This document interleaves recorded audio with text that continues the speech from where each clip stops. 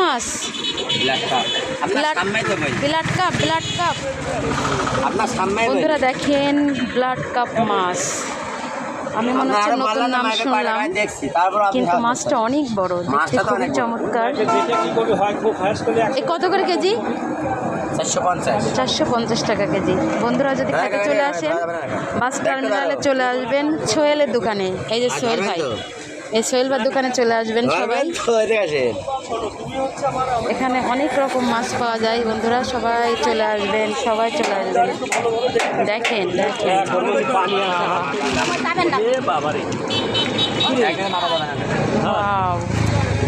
ছাগলের বাচ্চা মনে হচ্ছে আরো বেশি।